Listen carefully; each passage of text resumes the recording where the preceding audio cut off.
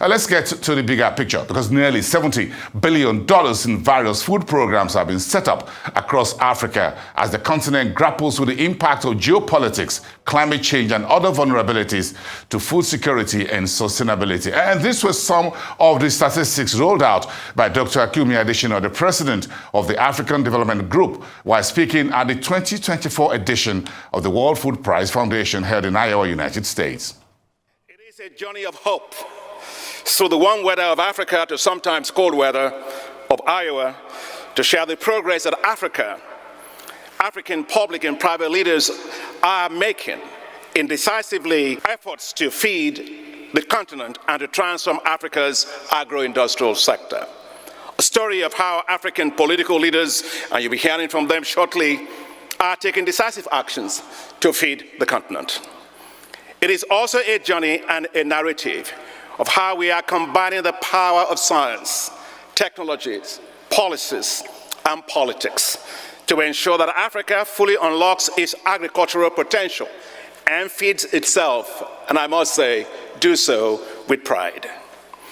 The title, From Dakar to Des Moines, Iowa, stems from the outcomes of the action-driven African Food Summit that the African Development Bank and the government of Senegal, together with the African Union, co-hosted in Dakar, Senegal, in January of this year. We called it Feed Africa, Food Sovereignty and Resilience Summit, or simply put, Dakar 2 Summit. The summit was organized by us, but attended by world leaders, including 34 African heads of state and government, the President of Ireland, over 75 ministers of agriculture, finance and development, central bank governors, and 12 heads of multilateral and bilateral development organizations. While much progress has been made in African agriculture, 283 million people still go to bed hungry in Africa, about a third of the 828 million people that suffer hunger globally.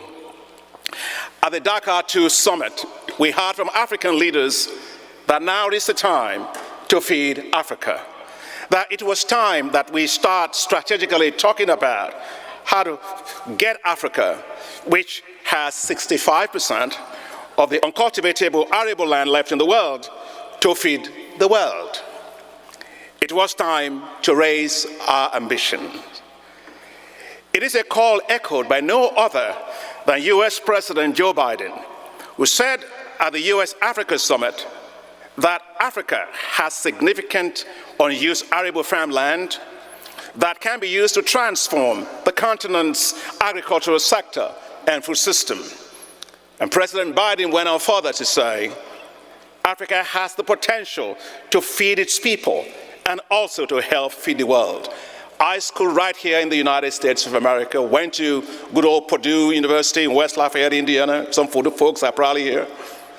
But I can tell you, I've never heard a US president make that statement. Africa has the potential to feed its people and also help feed the world. Let's give it all to the president. Thank you, President Biden.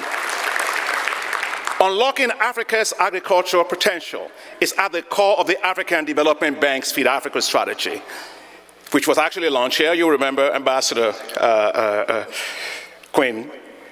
Since we launched our Feed Africa strategy in 2016, along with several partners, we have supported over 250 million people to benefit from improvements in agriculture.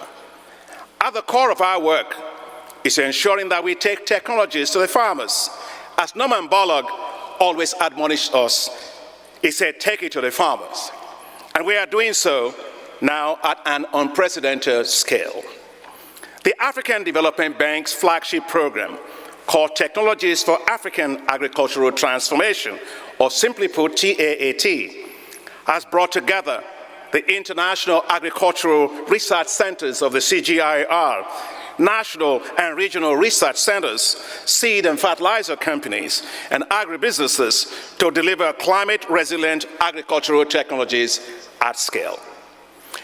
In just 4 years, the TAAT platform delivered heat-tolerant wheat varieties, drought-tolerant maize varieties, and high-yielding rice varieties to 12 million farmers, and increase food production by an additional 25 million metric tons. Working in close partnership with the CGIAR, TART is helping to create regional public goods to tackle hunger and malnutrition.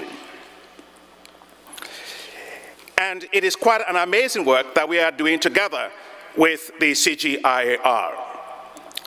In just 4 years, if you look at the work that has been done, TART's regional approach to technology transfer by harmonizing national and regional regulations in seeds and other farm inputs has meant a faster spread of technologies across agroecological zones and national boundaries. Of course, insects don't take visas, they don't take passports, and diseases don't go to an embassy to take visas.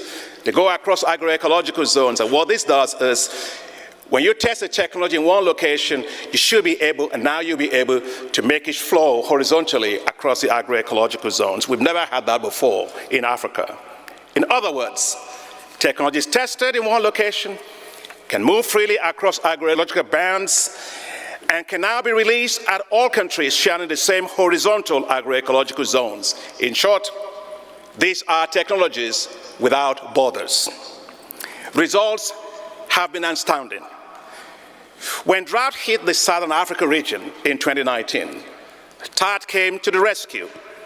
It deployed water-efficient and drought-tolerant maize varieties that came, of course, from the CGIAR, which were cultivated by 5.2 million farmers on 841,000 hectares. As a result, farmers survived the severe drought in Zambia, Zimbabwe, and Malawi. In Ethiopia, and we will soon see His Excellency the President, TART distributed more than 100,000 tons of certified seeds of heat-tolerant wheat varieties. It expanded wheat cultivated area under irrigated lowlands from less than 5,000 hectares when it was all started in 2018 to 1.4 million hectares in 2022 and 2023. Wheat yields doubled from 2 tons per hectare to 4 tons per hectare. Ethiopia's wheat production increased by an additional 1.6 million metric tons in 2023. And I am, of course, so delighted to say that today it has made Ethiopia self-sufficient in wheat for the first time in its history.